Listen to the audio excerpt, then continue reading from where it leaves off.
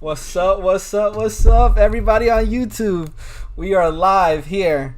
A very exciting live with the one and only SNEAKERNOMICZ. As you can see, we have his Instagram pulled up right here. TikTok, going crazy. You know how we do it on the lives. Generally, we start off with some sneaker news, and then we get right into his knowledge, his collection, all the juicy stuff.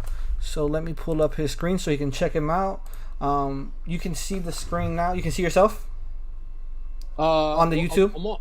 I'm on my phone, so I don't know how to I don't want to go on the YouTube and then exit out of this app. So I can't really. I can't see myself, but to be honest, that's not a bad thing. That's fine. Okay, perfect. Yeah. All right, ready with the jokes. So we already have it. So we're gonna go over some sneaker news. Let me first, before I do that, let me do one thing. I can pull this up and then I can share my screen so then you can see it.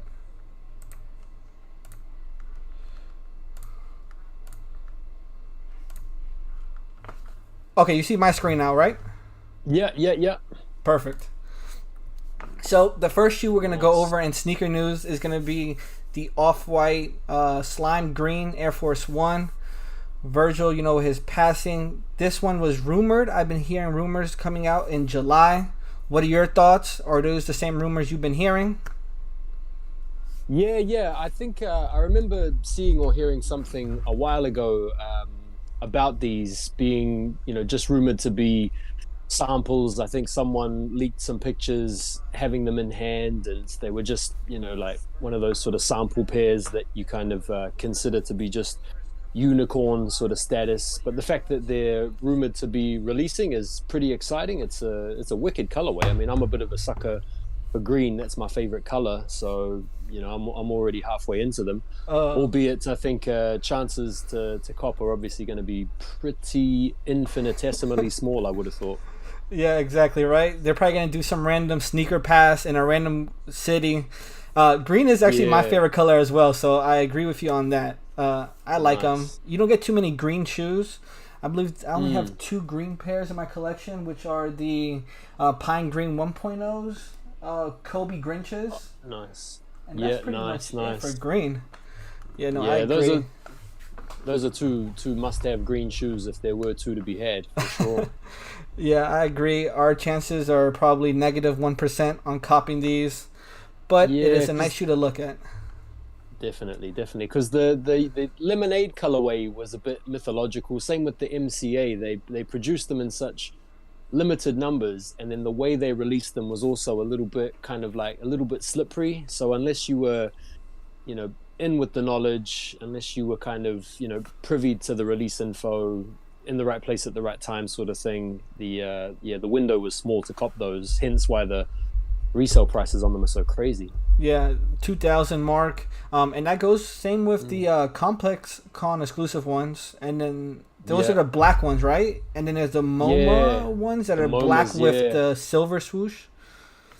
That's right, and there's a white pair with the silver swoosh as well. I think you were just talking about the Complex Con and the MoMAs. Those are pretty crazy, man. For sure. Those are good too. And then we have the Louis Vuitton Air Force One going for what? There was most expensive pair went for like 350,000. I saw, or something like that. Crazy numbers on that one.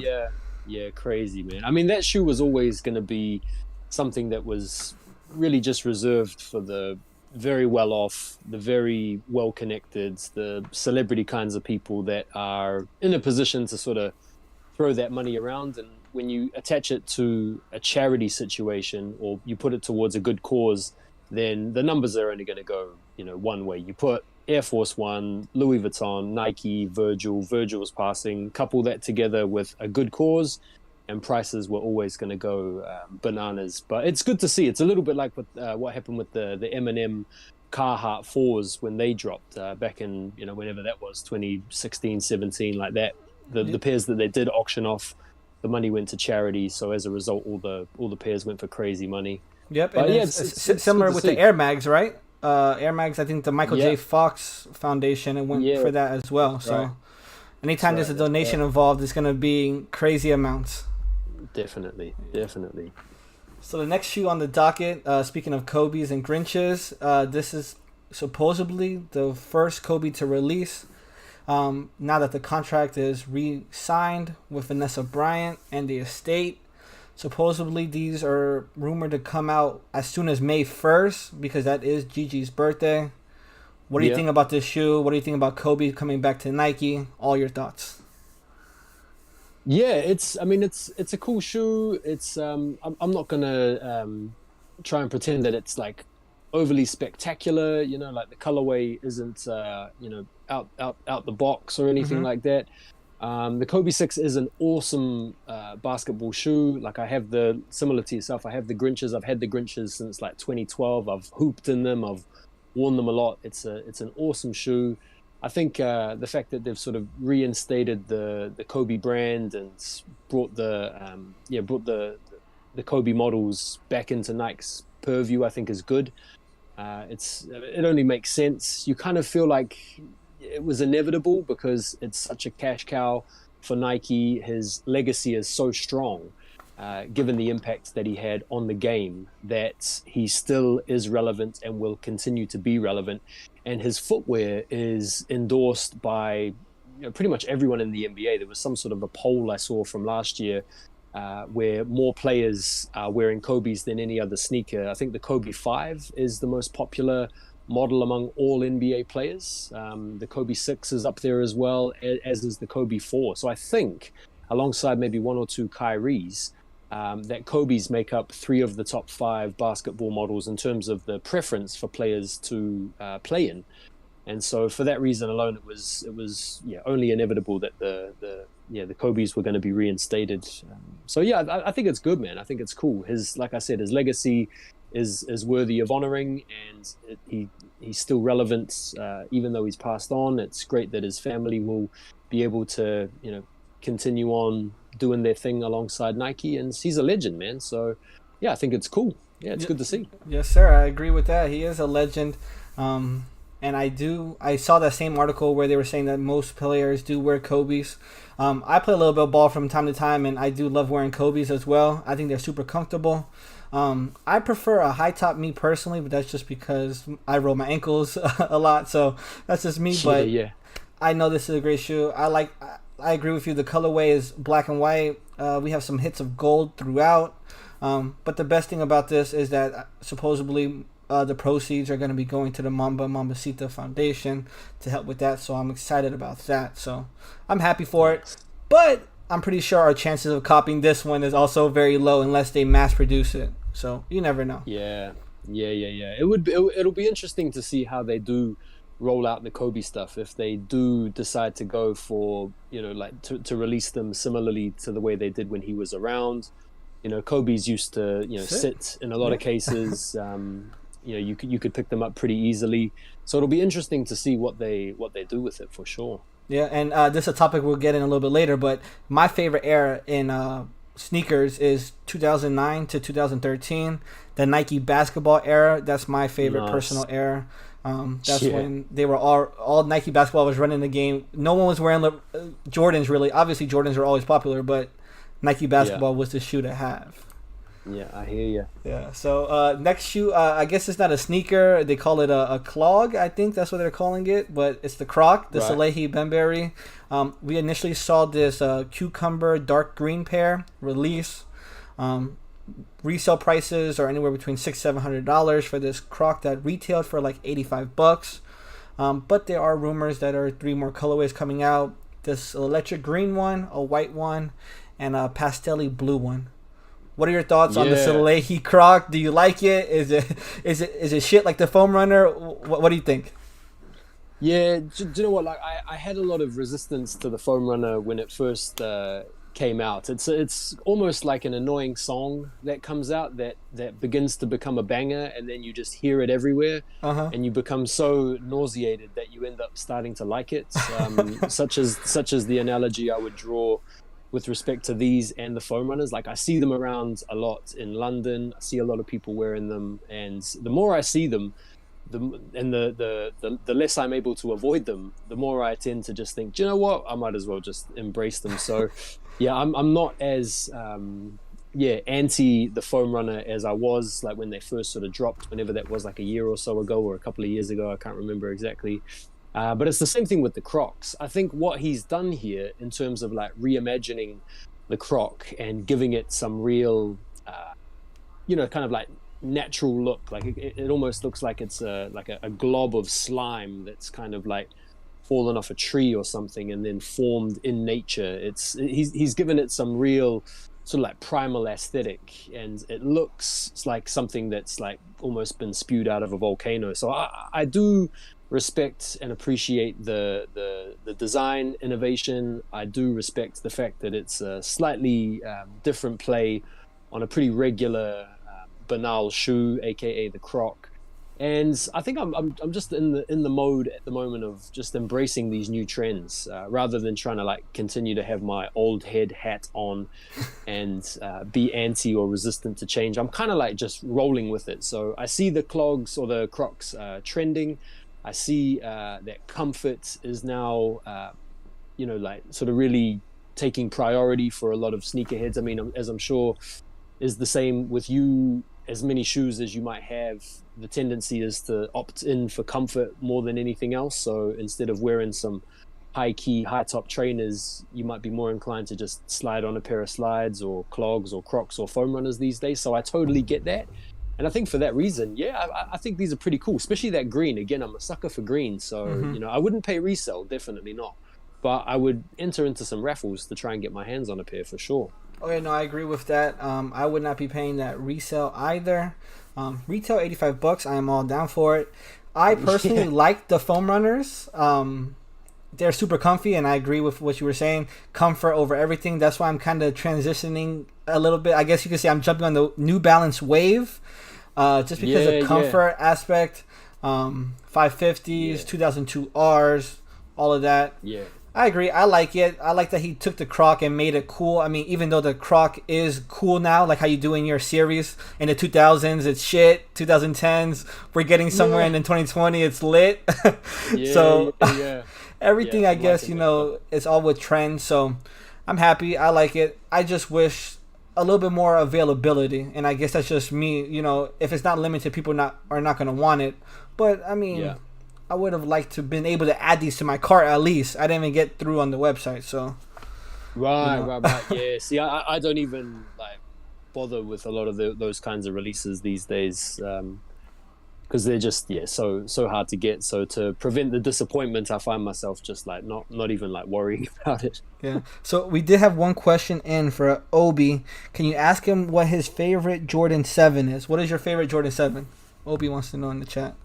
Ooh, there's a few off the top of the head, man. Probably like the Bordeaux is probably like my favorite. Okay. Second favorite, the Miro, the Miro 7. That's like my second favorite. I love the relation to the '92 Olympics. Joe Miro, the artist. I've got like fond memories having spent a lot of time in Barcelona myself. And there's a lot of monuments and a lot of history relating to Miro in Barcelona. But one pair that I've got behind me, which is a pretty cool pair, these are the Bin 7s, which are a pretty nice pair. And I like these. Pull up your camera really quick. Yeah, so these okay, are perfect. The bins. We got you right there. Nice. Yeah, these are the Bin 7s. So that's a really nice I missed pair. the bins. What was it? Bin 5s, bin 9s, bin 7s? Yeah. There's a 2 and a 13 as well. Yeah, the bins. 13, yes. The bins are really, really slept on. Like a lot of people don't even know about them. They've been sort of like holy grail kinds of shoes for old school collectors for a long time, and the quality on the Bin series is like, it's like no other. Yeah, leather, amazing suede. Everything was top of the notch. Sort of like the early Dornbecker. So the Dornbecker 4s, I know you have it. The Dornbecker 6s. Those are the two. And then Dornbecker 2s. Dornbecker 3s as well. The all red ones. Yeah. Those are like the four like biggest names, first. That's right, yeah. Dornbeckers. Dornbeckers, and like if you had anything kind of like old school retro, if you had any like 94s or 99 retros with the Nike Air on the back, like around that same era you were talking about your favorite being around 09 to 12, that was the era where Jordan heads were kind of like, looking back retrospectively on the retros of the past and thinking, man, those were the shoes. They were the awesomest shoes. Those are the grails for a lot of people, Yeah. simply because they had the Nike Air and stuff on the back.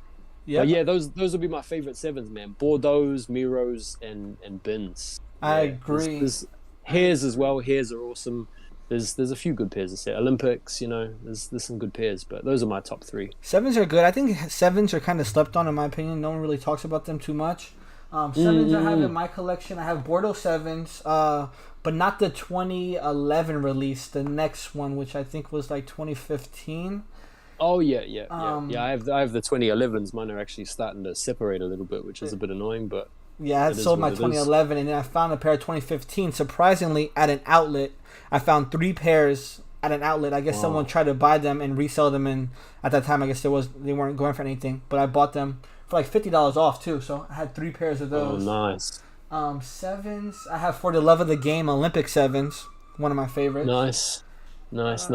Orlando Magic sevens, which we'll get into that story of how I got Orlando Magic sevens, and then Wicked. Gold Medal Pack, the GMP. So I got the 6 and the 7. But I think that's my whole sevens collection. Dornbecker 4s are my grails. Yes, Dornbecker 4s are my grails as well. Let me get back to sharing my screen really quick because we have about 1 or 2 more topics to go over. Yeah, all good, bro. All good. Yes, sir. All right, so this is not a sneaker release, but this is just a pack that I think is kind of slept on. Not hearing many people talk about this 2002R Suede Pack. And when you go on StockX, as everybody likes to go on StockX and Go, these are going for an actual reasonable number. I've been seeing pairs go anywhere between 160, highest going for 220, 230. I just wanted to get your thoughts on this Suede Pack. And if you have any other information, I don't have much information on this pack. I don't know when it released, where it released, any of that information, but just your thoughts. Yeah. I think they're nice, man. Yeah, these are cool. The model itself, I can speak from personal experience. Very, very comfortable. I think you were saying the same thing with the 2002R. It's a really proper, comfortable shoe. The quality's good. And you can see that they're pushing the model. I think the success that they found with the protection pack last year was probably a big motivator in terms of like the sales, the resell, the hype, the furore, the way it was received in the general public. And so I think New Balance have cottoned on to that and thought, hey, here we go. Here's a model that we can really push, and we can generate some good numbers with this model. And so there's been a couple of releases here in the UK. There was like a JD Sports exclusive 2002R, which like sold out even after restock. There was a collaboration with a sneaker group over here called The Basement 2002R that also sold out and now resells for money. So I think the protection pack, as well as the Salehi, the Banbury, the water pair, and I can't remember the name of the orange pair, the sort of turmeric kind of colored pair, but that model has been, sort of like doing the damage for New Balance. So it only makes sense that they come out with a multicolored pack to cater to all personality types and maybe try and bring in some other kinds of customers as well, because like not everyone is necessarily into the New Balance just for the traditional gray aesthetic. People, maybe want a ruby red or a olive green or a whatever that one is, a pine green, forest green, and maybe people want a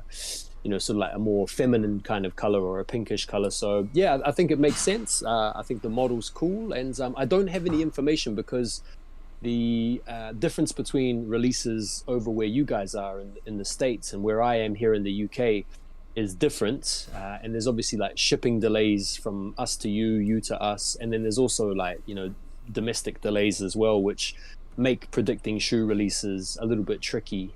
So yeah, I'm apologies for any viewers. I don't have any specific intel as to when those are dropping, but I think they're cool. Yeah, it's cool model. Yeah, I agree. I think the colorways are all good. Me personally, I'm looking at this. I think they call it the red wine. It's that pinkish reddish one. I've seen pairs in my size going for $150 on StockX, and retail was $130. So you can't really complain about that. $20 over retail. Yeah. So I think this one might be coming to my collection very, very soon. Yeah, that's calm. That's a calm resale price, man. That's all good. Yeah, that's and I'm waiting for that 2002R protection pack, the new colorways, or if, I don't know if they're gonna call it the protection pack, but I know they said 4 more colorways, like a blue one, a pink one, a couple other colorways, an orange one. I like that shoe. Yeah, for sure, man. Yeah, okay. That was a good release.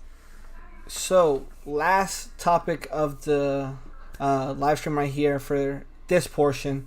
We're going to go over Jordan packs. Being that you are an older sneakerhead collector, older head, like you said, you don't want to be called an older head or be categorized as an older head, but Jordan packs. One of the best eras ever. I just wanted to get your opinion on Jordan packs. What was your favorite Jordan pack? And would you want to see Jordan brand come back out with Jordan packs such as, the 3, and I believe this is the 20? I don't know high numbers like that, plus 15s, but I love all these Jordan packs. You talk about like the countdown packs where all the shoes add up to 23. Yep, CDP packs, the 21s with the 2s, 10s with the 13s. What are your thoughts? Your favorite pack? Anything on that?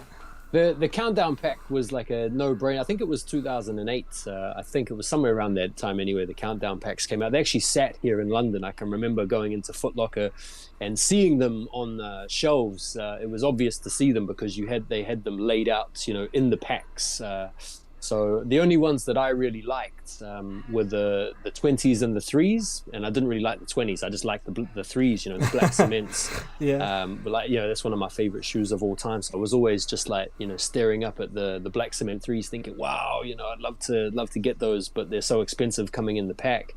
And then my other favorite pack, I think the one that sold out the quickest were the 11s and the 12s for obvious reasons. You got the you got the playoff pair and the taxi pair and stuff like that.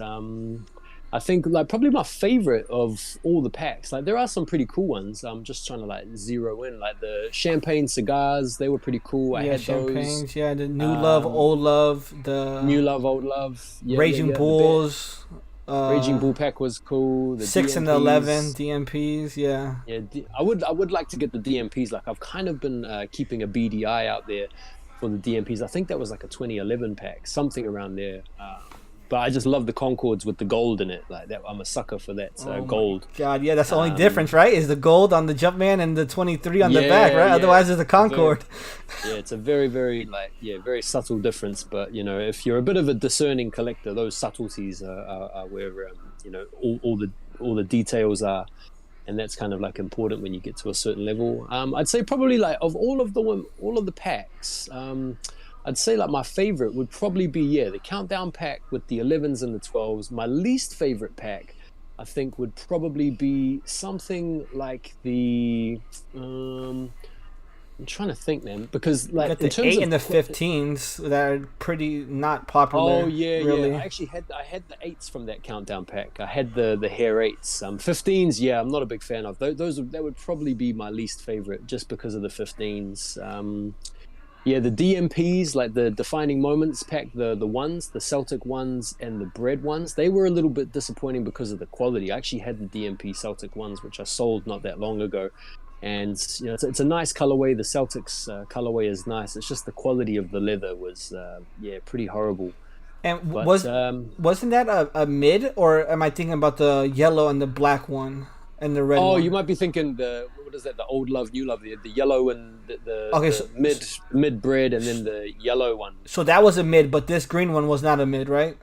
It was that was a high. Yeah, the differences with that pair is they've got the Jumpman on the tongue, the Jumpman on the heel, and then they have a little date on the inside of the tongue, which talks about MJ's career high in points, like 63 points against the Celtics back in 1986. Can't remember the exact date, April something. I can't remember 1986 when he got his.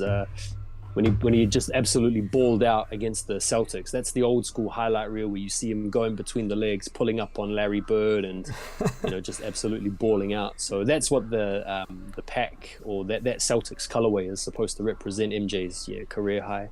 63 against the Celtics. Or 86 or 87. Yeah, my dates are sometimes a little bit messed up. Hey, listen, with so many we're in the sneaker ballpark. releases, like sneakers dropping so many different things, it's hard to keep track. It's super hard to keep track.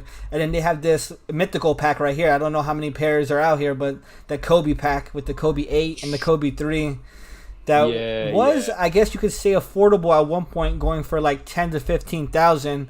But since I've seen go upwards of 100 to 150,000 for this pack. So crazy. I mean, I don't even know if that got any kind of release. I think that was, and if it did, it was in incredibly limited quantities. You know, sort of seeded out to a few very special particular people, but.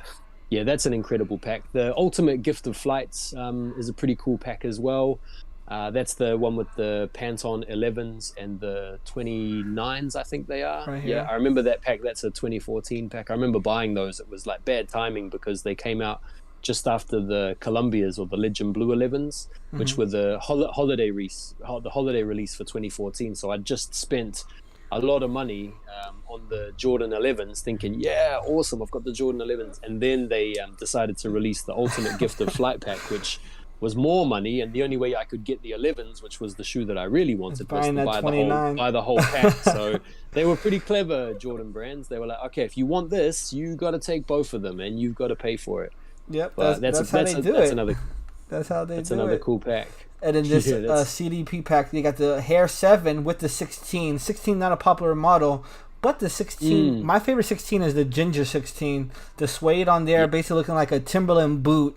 I guess I could compare it to, but you got the Hair 7s on here. But I love Jordan packs. I wish they come out with more packs.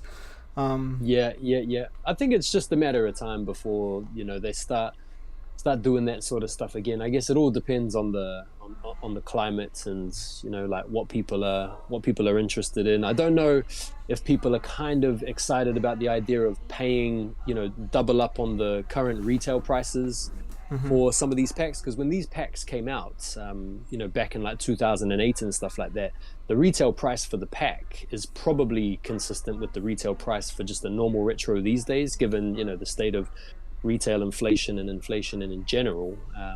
You know, like, I don't know to what extent people would be willing to pay for a pack nowadays. It's gonna be at least just given how expensive retail is. $500 probably for a pack now. Yeah. And then back in the day, it was probably, I think I got the GMP pack for $350.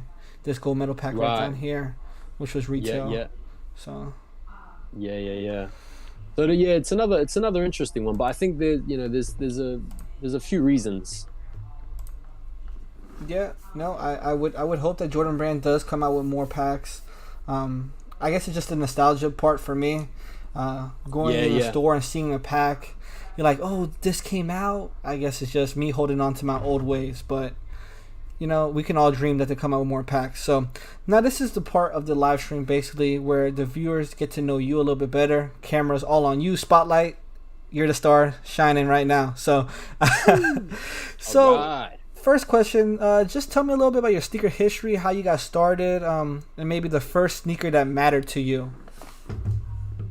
Yeah, sure. So, if for those people watching or for your viewers, I'm from New Zealand, as you've probably already gathered with the accent. And in New Zealand, we're a massive sporting nation. We're most famous for like rugby, if you know about rugby. Also cricket. We're also pretty handy at cricket, and yachting. We're pretty handy at yachting as well. But we're also big into basketball. If you follow the NBA, you probably know of a guy called Steven Adams, who's like a center for the Memphis Grizzlies. Yeah. He had a short stint with the Pelicans, and he also spent, I think, his first 4 or 5 seasons at the Oklahoma City Thunder, playing alongside, you know, KD, and I think he even got a season in there with Harden. He was playing in tandem with Ibaka there for a little while. So he's played with, you know, some of the most preeminent players in the league, and now he's obviously doing his thing on a winning team with Ja Morant. But I grew up watching MJ and, you know, Larry Johnson in the 90s, and, you know, John Starks, you know, all those kinds of like old school players, Hakeem Olajuwon. And so that's what got me into sneakers, was watching MJ play in the early 90s. And then when I started playing basketball myself in the early '90s, mid '90s, and I just loved the idea of playing like MJ and being athletic and hitting the game-winning shot, all that sort of stuff. So the first sneaker that I can remember really wanting as a kid was the Converse Aero Jam, which was a shoe worn by Larry Johnson, the Grandmama commercials you might remember. This is around 1993. So I was, 9, 10 years old at this point. I wasn't born yet. I was born 94. Right. So this is, before you were even born, man. This is the shoe that, as a kid, I was infatuated with, and I really wanted it. It was something about the colorway, something about the design, and back in the day, it was difficult for us to afford these shoes. So the Converse Aero Jam, the Reebok Pump, those were two of the shoes as a kid that just made me fall in love with sneakers, and that infatuation coincided with my passion for watching basketball, driven in large part by MJ and his incredible skill set, basically. Yeah, I know that's how a lot of people got started. MJ, his influence on the game, that's why he is the GOAT. I don't see there's a debate. I mean, obviously LeBron is the GOAT of this era, but I mean, I don't know. LeBron can't touch Michael Jordan, in my opinion. That's just me as well. We do have some questions. What is your most expensive shoe, and what is your go-to shoe? Like, what shoe is your daily beater? We got two. I don't have the daily beater at the moment is actually the Yeezy 350 Zebra. I take them running these days. I actually use them for a running shoe. Yeah. It's a proper beater these days. If I was to show them to you, you'd probably a scream. Probably wouldn't be too pleased to see how badly I've beaten them, considering I've actually had them since 2017, the very first release, and I paid a lot in trade value for them. But my most expensive sneaker, it's a tricky one because you can probably see these here. These are the Yeezy 2 Platinums. These can go for quite a lot. Brand new, dead stock with everything. These can go for like 5-6 racks. I American. need that shoe. I need that shoe. Yeah, this particular pair has been worn a lot. Like, I've had this shoe for about 8 years now. It's very well worn, as you can see. The midsole's still firm. Everything's still intact, so it's still very wearable, which is awesome. But that's one of the more expensive shoes. Otherwise, it's maybe these. I don't know if people out there in the audience know what this shoe is, but these are called the Dunk High NERD. So this is a collaboration between Nike and NERD. Yeah, Pharrell, Chad, Hugo, and Shay. They're like a three-piece sort of like rock, skate, hip-hop bands.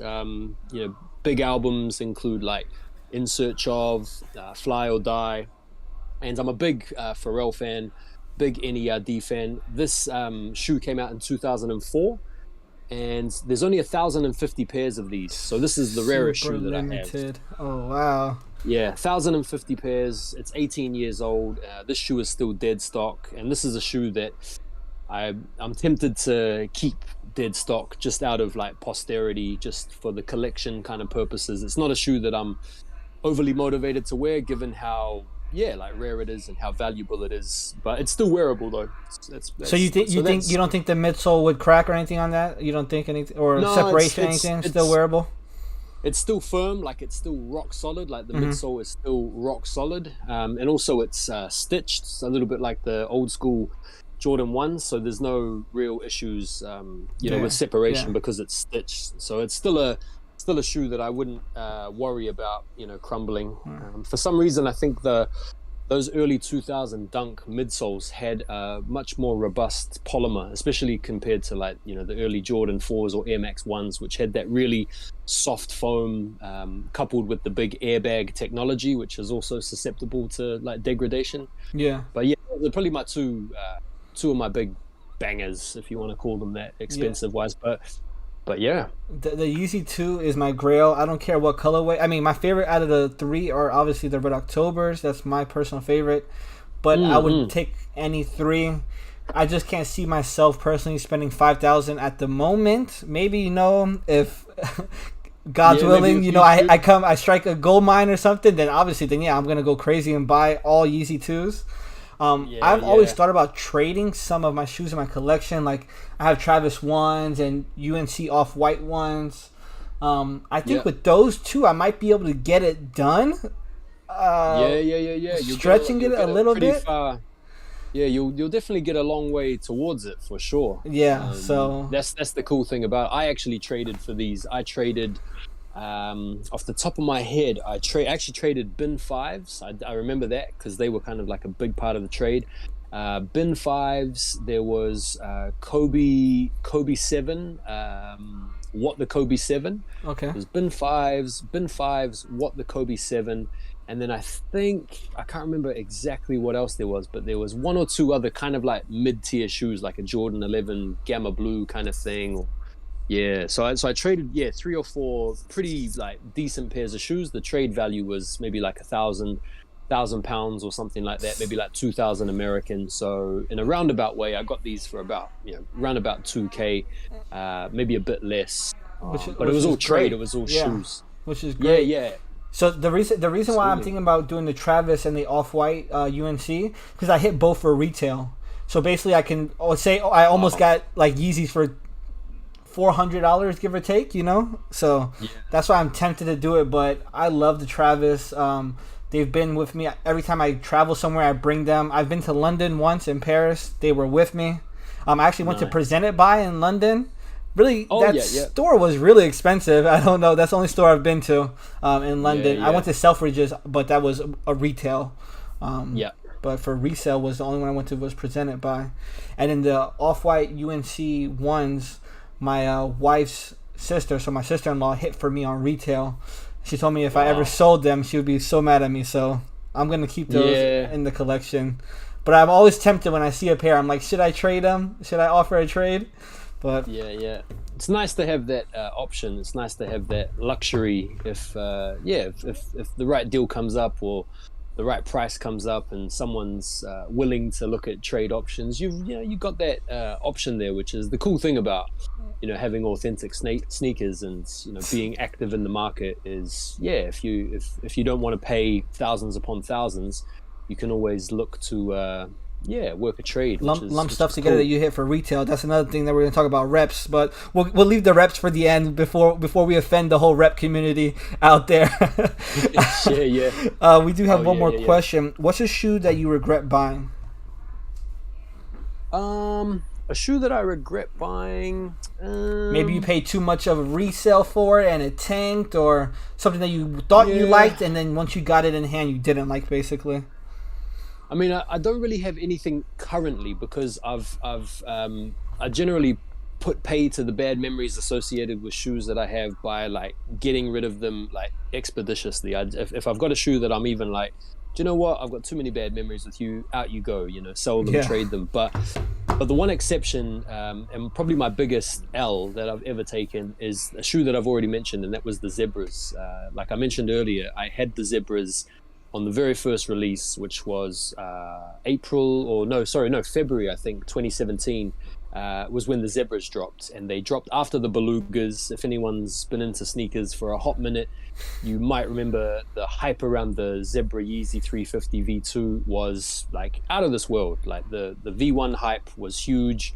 The V2 hype with the Beluga was enormous. And then the very first run of Zebra 350s was incredibly limited. I want to say it was something like 2,000 pairs worldwide. It was incredibly limited. I could be wrong on those numbers, but if you were around, you'll know what I'm talking about. Yeah. So I had so the guy that I actually traded the Platts for, he had a pair of Zebras that he came up on, and he messaged me and he said, "Hey, bro, I know you like to do trades. I've got some Zebras. Do you want to work out a deal for them?" And I was like, "Yes, I need them. I want them. I'm all over them. What do you want?" So we went backwards and forwards, and I traded him 5 pairs of shoes. I actually traded him brand new Belugas, the V2 Belugas, which I copped for retail. It's a bit like like I used the leverage that I had through the retail acquisition to try and leverage that potential profit to trade up. So I traded V2 Beluga V1 Oxford Tan, pretty much brand new. Oh my That was God. a pair that was a pair that my missus won for me in a raffle. So that was kind of like a bit of a sentimental L because my missus won them for me. I traded them off. I had to like tell her, listen, I'm trading them for like a big pair. You know, I'm trading them for these zebras. Look at them. Look at them. She's like, oh, okay. I think I like the Oxford Tans better, but okay, do what you gotta do. Yeah, I agree. So I traded those two. I traded a brand new pair, or if not brand new, a very near dead stock pair of black toe ones, which I also hit for retail, but black toe ones and gamma blue 11s. That was another retail cop as well. And then I traded a pair on top of that, LeBron 8 Low Miami from 2010. This pair here, but from 2010. So you'll remember this shoe when it came out that was a holy grail. This was a holy grail. So I actually had the original holy grail from 2010, the Miami Night Low, and I put those in the deal for the zebras, which just clinched the deal. When I sent him the picture of these, he was like, "Yeah, done deal. Like you've got it. Like those 5 for the zebras." And so I sent him, or I boxed them up. I sent him the shoes, and then he shipped me the zebras. I had them. I felt like an absolute king among men for, I don't know, whatever it was, a month or two. And then the rumors of the restock started circulating, and I started quaking in my boots. And then when the restock hit and the value plummeted, I was basically left holding a bag of L's. So that's probably and one they never shoe stopped. that I regret. The and restock. they never stopped restocking. Yeah, it's been like a constant stream. Yeah. And what is? I'm trying to do the math because I'm trying to do like the math for like the price that it was back then, but the math now, like that's like a solid like what 2-3K. I mean, I don't. Oxford Tans what 6-7, and then you had the Belugas maybe another 8-7-8. Miami Nights at the time maybe 1,800. Yeah. 11s. It was a lot. Yeah, it was a lot. 2017 prices. I mean, like in my head, I reconciled it and I justified it on account of the fact that I'd come up on most of those pairs for retail, as you do. So so I was sort of into the zebras. Maybe a total of, I think they were going for about £150 at the time, the V1s and the V2s. So I was sort of like £300 into the Yeezys. I was about 120 odd pounds into the ones, the black toe ones, but obviously they've skyrocketed. 1,000. I forgot about that. Yeah, I forgot you added that. Black toe ones, but it was that. But the pair that I paid the most for out of all of those were, because I actually paid resale for the LeBrons. I paid £500. So the total I would have been into the shoes would have been over £1,000, like over $2,000. Like myself, I would have been into it. But if you calculate the potential resale value at the time, if you like sort of like catch that up to today's money, we're talking about a shed load of money for a shoe that ultimately tanked. So that's my biggest regret, or the biggest L I've taken in a sneaker acquisition, albeit it was a trade, but yeah, basically took a massive L there. So yeah, wow. Hey ho, you live and you learn, right? You live and you learn. Hey, yeah, you wanted the shoe. That's what you got to do. Yeah. I mean, I still have the shoe, and it's now my running shoes. So I've gotten my money out of them. If there was a cost per wear, yeah, right. Yeah, and if you saw them, you would know that I wear them pretty much every day, wow. and I do take them running. Yeah, I hit on one pair of zebras, but I sold them. I don't consider myself a reseller. I'm a collector first. I'm a sucky reseller because when I buy a shoe to sell it, I usually keep it. So if I'm going to plan on reselling a shoe, I usually buy it at a size 9. Because even if I buy it like a 10.5, I'm going to squeeze my foot into it because I'm an 11.5. So I have to go like a crazy size, like a size 9 or something that I know I can't wear it. Most of my collection, I would say, is retail W's.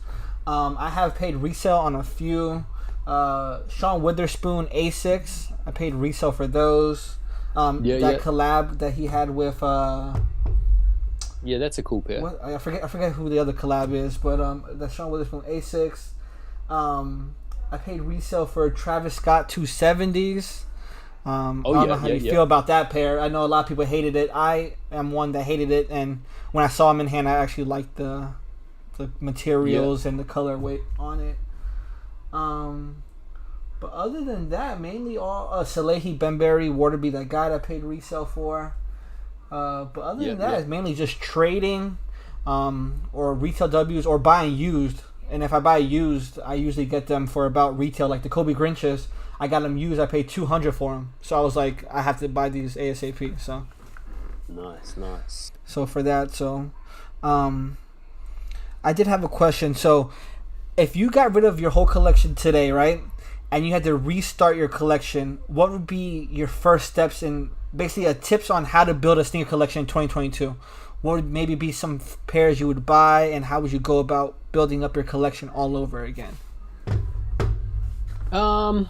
Yeah, I mean, I would just start with the basics. You know, obviously it's a very subjective thing, like collecting sneakers. Like I don't know if there really is a play by play, step by step guide as to like how to build a collection other than doing the obvious. You know, try and buy shoes for retail, try and get shoes for good deals, try and buy shoes that are in, you know, good wearable condition.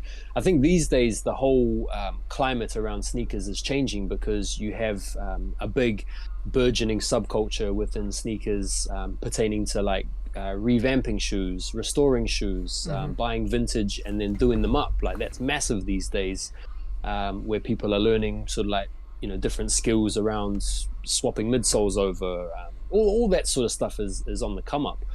But if I was to like start again, given my taste and my proclivities, like what I enjoy, I would start with like the basics, man. Like I would start by trying to find some classic threes, because threes is one of my favorite models.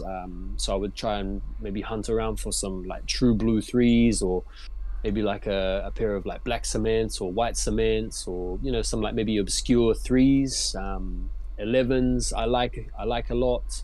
But for me, like I think it's important to you know, not get too caught up in the acquiring of the shoes. I think it's good to focus on the actual means of buying the shoes, like getting familiar with different platforms, getting familiar with legit checking, getting familiar with you know, resellers and people that are selling stuff online, to build a network of connects which you can reach out to for help if you need legit checking, or when people are trying to flip shoes, you know, you can be you know, like right at the forefront of consideration if someone's got a steal. So so if I was looking to build up a collection from scratch, I would be looking out for classic models that people are sort of like sleeping on. I wouldn't advise people just jump straight into the deep end of the hype. You know, I wouldn't recommend to anyone just getting into sneakers to look out for all the Jordan 4s you can get. Like you want to be looking ahead, or you want to be looking elsewhere. If everybody's looking right now at, say, Jordan 4s, you want to be, if you're starting off, not looking at Jordan 4s, in my opinion. You want to be looking at something a little bit different, whether it's like something similar to a Jordan 4, like a Flight 89, or like a Jordan 7 or Jordan 8, or like an Air Max or something like that. Yeah, something that people are not talking about right now. You're not going to want to go after the Jordan 4s because it's the hype. Jordan 1, everything is absolutely recent. Yeah. Because there will come a time. There will come a time where the shoe that you're into now that isn't trending will become trendy further down the line, if you're willing to stick it out and get into it. So yeah, at the end of the day, you like what you like, you buy what you like, and you rock and stock whatever it is that you like subjectively. But my advice would be to just not follow the hype. Hey, that's great advice. My personal opinion, I think foam posits might be coming back. I know we had the CDP foams last year. I don't know if they're trying to creep back in. I don't know. Do you like foams? Are you a fan of foams posits or no? No, I mean, I never really got into them personally. I mean, I do remember the foam era, and you know, like, Galaxies. Like the Galaxies were awesome. Paranorma. The Paranormans, like all the different colorways were really exciting. And I do love Penny Hardaway. I think he's one of those players in the NBA that, had he not been injured and not gotten so hurt so often, would have gone on to have like a potentially championship winning career. He was that good. He's the only guy in the NBA that Michael Jordan wore his shoes for a game. So he was good enough for MJ to wear his shoes. He got MJ stamp of approval, and then Shaq left him too, right? So Shaq went to the Lakers too. Yeah. Him and Shaq were like a devastating combination, man, for sure. But yeah, foams I never really got into. I do agree that the CDG foams are really nice. I actually saw them. They were sitting here in London. I saw them sitting in a shop It's that in retail, right? Selfridges. 500. Yeah, for retail. Yeah. I mean, That's that's understandable, man. Like, given how expensive they are, like the foam market over here isn't like that big. Like the basketball shoe market isn't as big here in the UK as it is in the US. You know, as I'm sure you're aware of, people are more into like football over here than they are basketball. yeah, I saw your most recent TikTok. You went to Selfridges and LeBron 9 Big Bangs were still sitting. That's a pair I'm Yeah, actually Big looking Bangs. for. I need to get I'm trying to get a pair for retail, or as close as possible to retail. Yeah. I I would need have to add picked that them to up, my but collection. I still have the 2011 pair. Oh wow! So So you have all the I OG didn't need them. pairs. You have all the OG pairs. What about South Beaches? You got the new ones or Yeah, the 20? yeah. I have the 2010 South Oh Beach. So I wow! didn't need to cop those last year. Got the South Beach 9s. Got like Christmas 8s. I have a few pairs of LeBron 7s Christmas. actually. LeBron 7 is probably my favorite LeBron silhouette. Them and the LeBron 7. 9s Yeah. are up there. Yeah, I like 8 Yeah, I love 9s. I have those. Christmas LeBron 8s, but the sole is falling apart. I don't think there's any restoration on those. I'm looking for solar Yeah. red lows. That's what I'm looking for to add. Solar red Oh LeBron. yeah, those are nice. Yeah, the bright Yeah, wood because ones. I got Those are sprites nice. that retroed, and I was hoping that the solars were going to retro as well, but they only did the sprites. Let's see. We do have some questions. Sure. What would be one shoe you'll never give up, no matter what? Like, so basically, if you had to wear one shoe for the rest of your life, what shoe would that be? Oh, like if I could only do like one shoe, it'd probably be either like black or white cement threes. Okay. Yeah, my favorite model of all time is the Jordan 11, just because like I have that nostalgia. But 11s aren't that comfortable to wear day in day out. Threes is a shoe that I can like actually wear all day and not really. Yeah, like my feet don't complain too much. The 11s are they're a little bit because they've got that carbon shank in the And the heel, foot. right there, yeah. They make for like good, like better like rigidity, like better stability, so obviously like better performance. But for an all day shoe, like yeah, Jordan 3 black cement, white cement, I would have to like close my eyes and just pick one of those. Yeah, that would be a shoe that I can't argue with that because I don't have black cements. I have white cements from 2010, I think 2010, or 2011. I think that's when the white cements they had dropped. I have those in my collection still to this day. The paint on the midsole is coming off, and I try to repaint it, and I messed them up, and it's a big mess. I'm looking to add a pair of white cement threes to my collection, a new pair. Black cement threes are also up there as well. I don't know which one won in your most iconic sneakers, the white cement or the black cement. is the black cement actually. Black Yeah, cement. I was a bit surprised. Yeah, I've pretty much like disagreed with everybody's vote so It's far. like Yeah. it's like I'm gonna go with what you guys are saying, but I disagree completely. Yeah. Like I put it out there for TikTok to decide because I wanted to, like put it out there for people to vote on and, sort of see where the attitudes are regarding the most iconic Jordan 1. And I sort of have disagreed, apart from the most recent one, which was the 11s. The Concords just barely have edged out the playoff 11s for most iconic 11. But but the black cements beat the white cements. I would argue the white cements are more iconic just because of things like, examples like the 88 dunk contest, for example, where, MJ beats Dominique and he's launching from the free throw line. Right? Yeah. That for me is like one of the most iconic pictures of MJ ever. Like, period.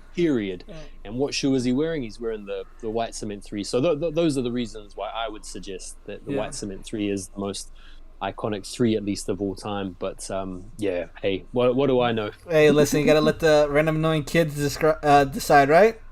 Absolutely. Yeah. One more question here. So in 2022, what do you think is the most overrated shoe? I mean, it doesn't have to be an exact model. Maybe just like if you think the Travis is overrated, or what do you think is the most overrated shoe? Yeah. I mean, it's got to be the Black Cat 4s. $900, right? And they were sitting. Yeah. Like, I guess when you make a claim like that, you've got to kind of, sort of like backtrack and sort of like define what about it, or what do you mean by overrated. And I think the main reason why I would consider the Black Cat 4s overrated is the price that you just mentioned. Like the price that they're going for, the price that people are willing to pay for them, to me suggests it's a shoe that is massively overrated. Considering they weren't, I mean, I don't remember them necessarily like sitting on shelves like for days and weeks on end. I didn't even go for them myself when they dropped. Like I didn't even go into the drawer for them because I wasn't that interested in an all black Jordan 4. They didn't go up massively until maybe like a year ago, just over a year ago. They started climbing, and people were talking about, whoa, Black Cat 4s are really expensive now. But these days, they are going for crazy money. So that's the main reason I would justify saying that that's the most overrated shoe at the moment. Nothing wrong with it. Like, I'm not saying it's a bad shoe. Like, it's a Jordan 4. It's all black, very versatile, very easy to wear. Like, you can't mess it up. It's just not, in my opinion, worth $900 or whatever. No, I can definitely agree. I actually had a couple of chances buying that shoe for under retail, because I have some people that are working at Foot Locker, and they're like, I could get you the pair with your discount. And I'm like, nah, I don't want it. I wish I would have bought every single pair, because I would have been sitting on a gold mine right now getting them for like $180 or probably less with the discount, reselling them for $800-900. So that is something that, with the sneaker game, you live and you learn. Like, kind of with that Union one that's right above your head right there, I saw pairs for $550, maybe around $600-700 at the initial drop, and now that's a $2,000 shoe. So I remember the same thing. The Union one hype wasn't really there initially, and then it just took off. And then I see the Off-White 4s right behind you. I actually have a funny story with the Off-White 4s. So my wife got exclusive access for the Off-White 4s, so she was able to check out. So she checked out maybe about a week before the official release, because you know how they were doing like women access a week early. So she got the pair, and then she texted me and she said, hey, there's 2 Nike boxes in front of the house. She said, what did you buy? I said, I didn't buy nothing. She said, okay, maybe my mom or my sister bought something. I was like, open the box. And she opened the box, and there was 2 pairs of Off-White 4s. Wow. Sheesh. Yeah, damn. Exactly. So, and the weird thing is that it was a 7.5, the size that she ordered. But they also sent an 11.5 women's, which is 11.5 is my size in men. Wow. I don't know how they sent it. We were looking to see if they dropped it off at the wrong house, because, if it was somebody else's shoe, we would have dropped it off to the person's house. Obviously, we're not going to steal their shoe. But both shipping labels were addressed to my wife. Both shipping labels were addressed to the address.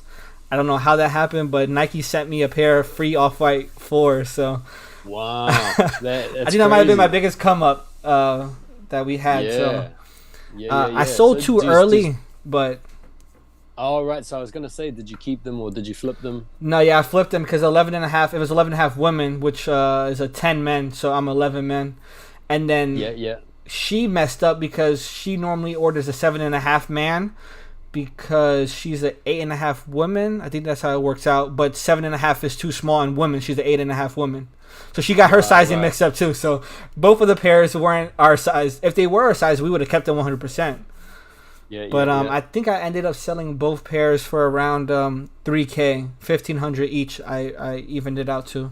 But I mean, right now I probably would have gotten maybe closer to $5,000. I think, if I would have held them. So I mean, it was a come up, but I could have came up even more.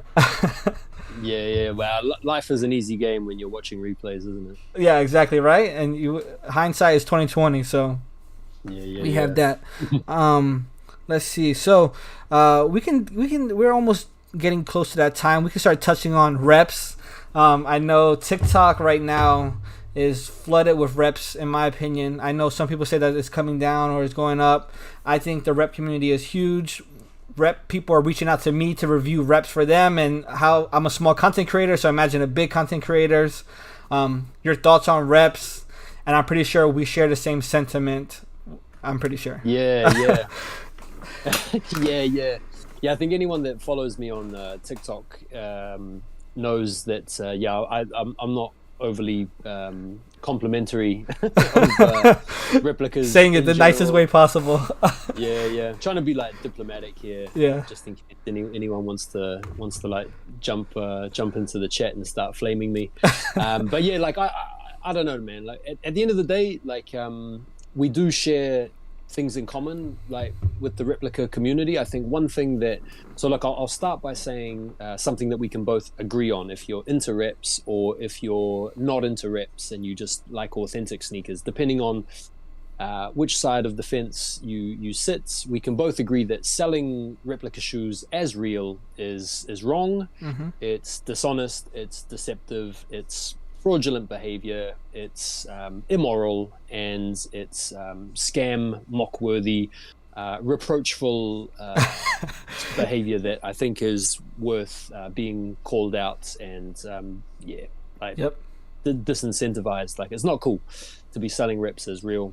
In terms of like the broader attitude towards reps, I tend to think that TikTok especially has enabled a lot of creators to get fame and notoriety using reps as a vehicle, and I'm a little bit it's a little bit sort of like disheartening the extent to which TikTok seemingly supports that kind of content, because they do have community guidelines set up that are that are set up to make people mindful of creating content that is supportive of illegal goods, for example, and the production and proliferation of replica or counterfeit goods is illegal. And so when you are promoting reps, or when you are even talking about reps, let alone giving links to sellers selling reps, you are engaging in what I would say is a breach of the community guidelines by supporting irregulated or unregulated goods and illegal activities. So that's the baseline that I tend to operate from. At the end of the day, people can like do whatever they want. If you want to go and buy replicas, that's fine. Like I really don't actually care what's on next man's foot. If someone's sitting next to me on the train and he's got a flagrantly bad pair of replicas, I'm not about to tap him on the shoulder and say, hey bro, where'd you get those? I'm also not going to like whip out my phone and film his fakes for TikTok. I'm not really that guy.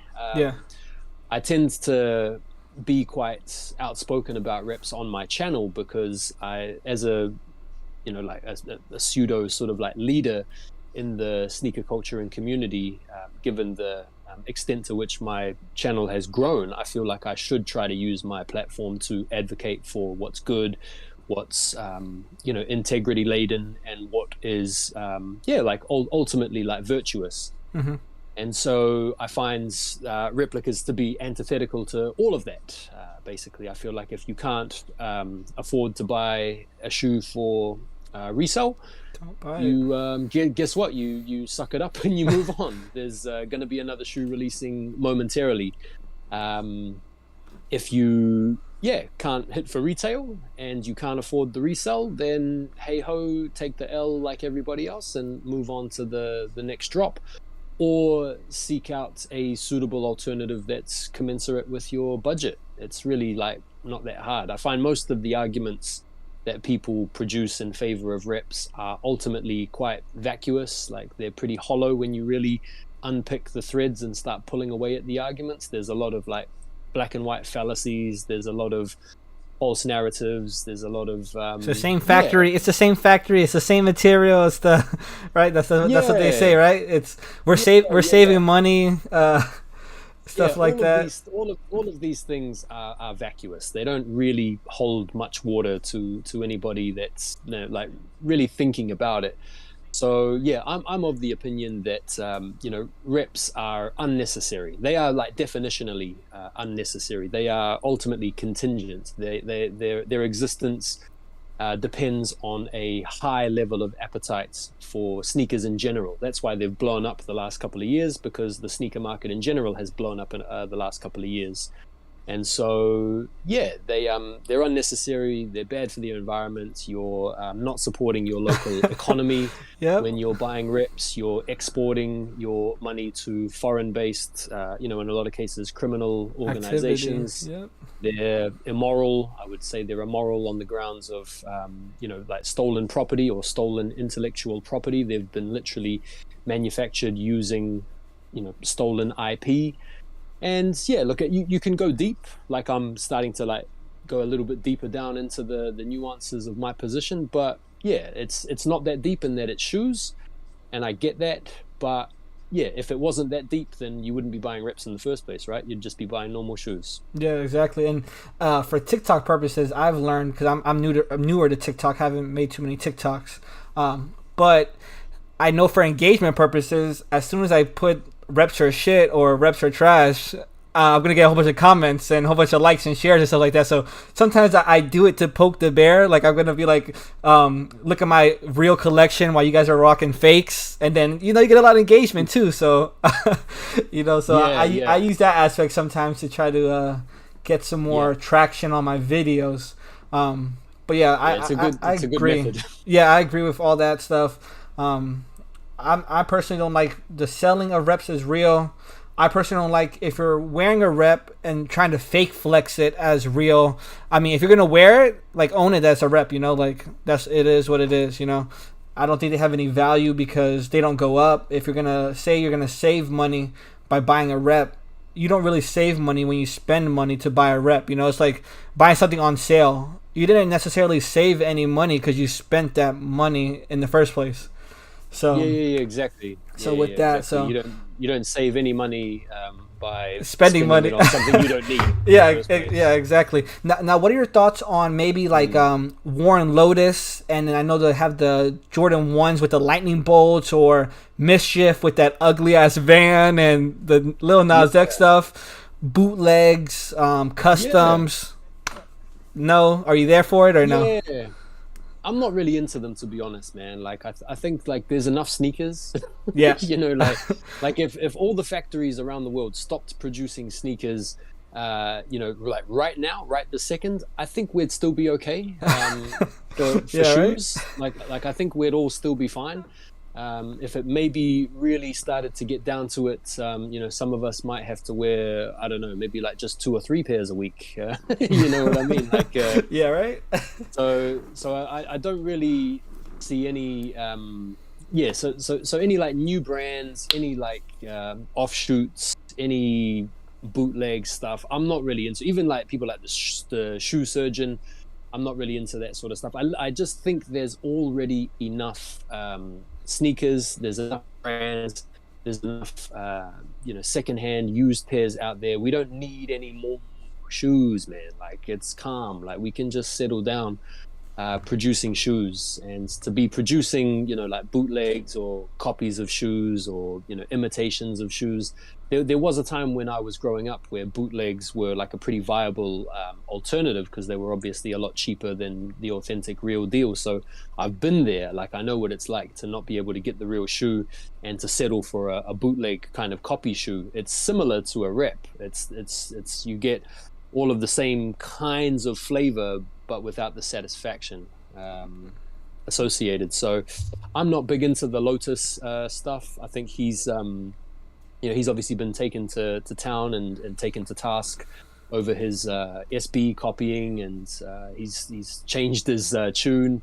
I think Mischief are also like pretty cheesy in what they did with the Jesus shoe and the Little Nas shoe. They also had to settle controversy. That's what they want out of court. Yeah, for sure. It gets people talking. Like it gets people gets the tongues wagging, and that's what it's all about, really. It's about the clicks. It's about the likes. It's about the content at the end of the day. But I'm not ultimately a fan. Like I wouldn't go out and like buy that stuff, right, to be honest. Yeah, not for me.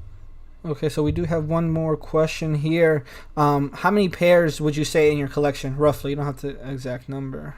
I don't know exactly, but it's something like around maybe like 120, 30, 40, something like that. I don't think it's above 150. I think it's around like 120 120, 130, yeah, around 140 pairs, something like that. I've got about 100 in this room. I've got like 10, like a little LeBron display in the spare bedroom. And then I have like a loft that's got maybe like 10 or 20 pairs just like sitting, chilling, like, yeah, hibernating. Yeah, I would probably say I have about like close to 70. I can't get it to the 100 range. I can't let myself do it. I gotta relax and calm down. But Yeah, I would yeah, say, I would probably say like a sweet spot would probably be about 60 to 70 I have right now in the current collection. In your Nice. opinion, who do you think has the best collection out of the two? Would you say like Fat Joe or PJ Tucker?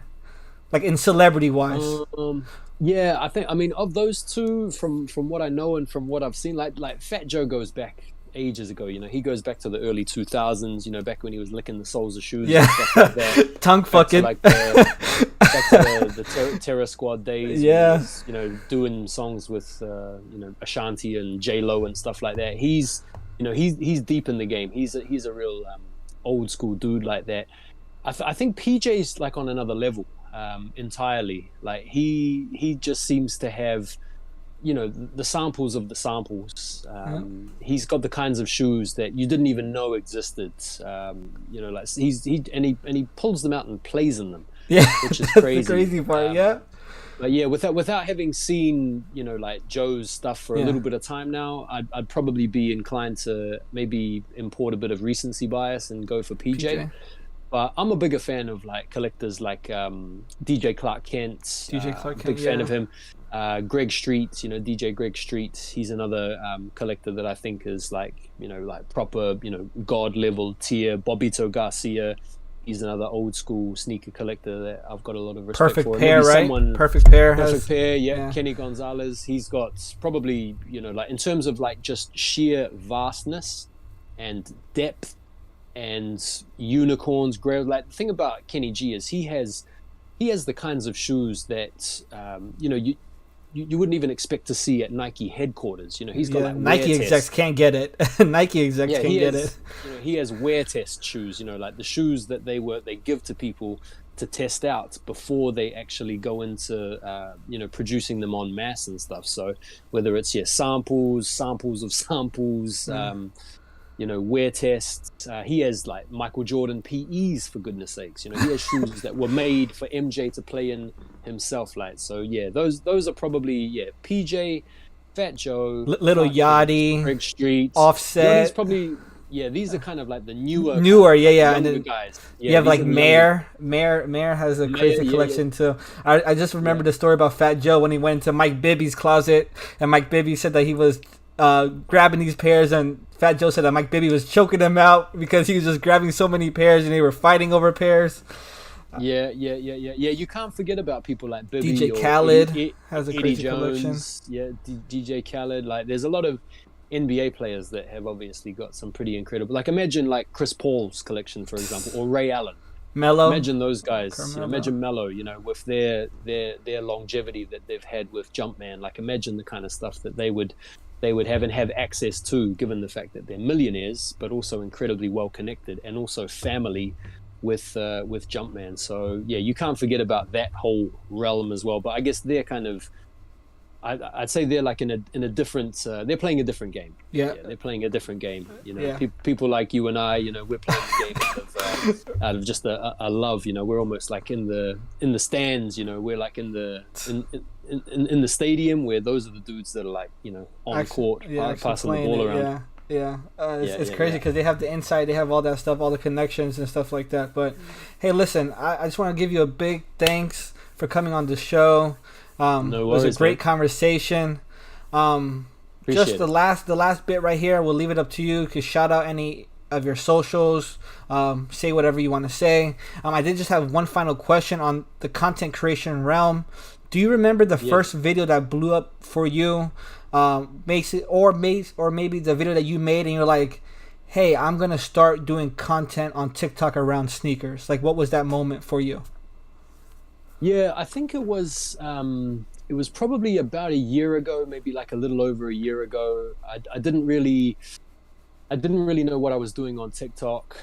My Instagram that I was playing around with for a few years was basically featuring a lot of my fitness content. So I do a lot of fitness stuff, and I sort of had an Instagram account that had fitness stuff, outfit stuff, sneaker stuff. Your bape outfits. I was looking my through. Bape outfits, my bape outfits, like all my streetwear stuff, my hype beast stuff. So I had this Instagram account that was kind of like somewhat multifaceted. I had like different little kind of directions my Instagram feed would go, and so I thought I could kind of like transpose that into my TikTok content creation. And so for my first maybe like half a year, almost my first year on TikTok, I was making like some fitness videos. I was trying to do like the trends, you know, trying to like dance and shit like that. You know, I was trying to like basically The renegade. toe the line. Yeah. I was doing like all of that sort of stuff, like trying to learn to dance. I was thinking like, man, like I was like, you know, lip syncing. I had no idea what I was doing on TikTok. And then I started to make a few sneaker videos, and I remember I made a video that was, it was like these are your chances of copping this week's hottest sneakers. And I thought I would do like a real, a bit of a piss take on what your chances are actually going to be like. Uh-huh. So I said, you know, these are your chances of copping this week's hottest sneakers in America. Did it in my American accent. And I basically said, you know, these are the shoes coming out. You've got no chance. These are the shoes that are coming out. You've got no chance. And this video, it didn't like blow up or anything. It got maybe like I don't know, 500,000 views over the course of maybe like 2 or 3 days. But when that video blew up, I sort of thought to myself, okay, people kind of get the humor that I'm being a bit sarcastic here. People identify that. So it was at that point I thought, okay, maybe I can combine my sarcastic wit or my humor or lack thereof and interest for sneakers specifically. So it was at that point when I made one of these like early sneaker release videos that got me a few views, and that kind of made me center and focus a lot more on just doing like sneakers. So after that I was like, all right, no more like lip syncing, no more dancing, no more fitness, no more fitness, no more impressions. Like, let's just do sneakers. And I haven't looked back since. Hey, that's great. I've been on TikTok probably the last month or so, like religiously trying to post 2 or 3 videos a day. My biggest one was 26,000, and I thought I was gonna be king of the world, but then it just died. After 26,000. I was like, okay, I thought I was gonna go millions and millions. I'm like, my life is over. I was like, I'm about to buy this house, buy these cars, and all this money, and then just died at 26K. So I haven't had that experience yet. I'm waiting for it because I know I can't wait to soak it in. It's gonna be a great experience for me, so I'm ready for it. It's a good app like that, you know, like it's, if you've got the like that's the good thing about TikTok. Like anything can and will, you know, go viral if it's the right thing at the right time, and if you hit that sweet spot and the algorithm likes it, then yeah, man, like I don't know if you follow on TikTok Winona Kicks. He's in Minnesota. Yeah. His video went stupid. 26 million of him lacing up the D Wade gained like over 200,000. I was like, holy shit! Like, I'm gonna lace up a shoe. I'm gonna lace up a shoe and try to do it. Like, I don't know. That's a great example of how one video can 26 mil. like.